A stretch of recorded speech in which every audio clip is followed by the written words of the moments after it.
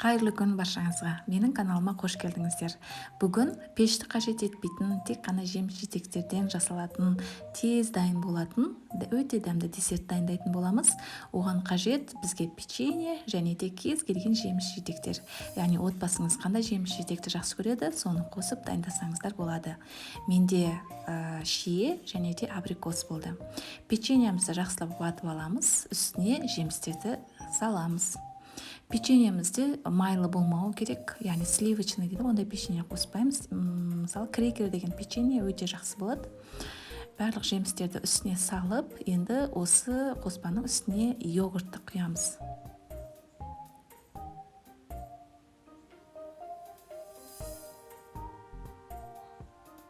Йогуртымызды салып, бәрін жақсылап араластырып, формамызға саламыз.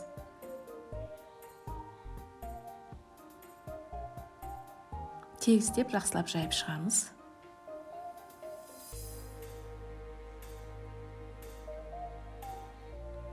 Енді үстіне кремді құямыз. Менде крем маскарпоне және творожный сыр, кілегей, қант ұнтағы қосылып жасалған. Кез келген кремді жасап үстіне құйсаңыздар болады. Кремімізді жақсылап жағып, тегістеп алып, холодильникке жарты сағатқа не 1 сағатқа қойып қоямыз. Болды, осымен біздің өте жеңіл әрі оңай дайындалатын десертіміз дайын болды. Үстін жеміс-жидектерді қойып, өзектеріңіз бойынша әсемдесеңіздер болады. Бұны түнде жасап қойсаңыздар да болады, немесе 1-2 сағат бұрын жасап, кез келген уақытта отбасыларыңызды қуантсаңыздар болады.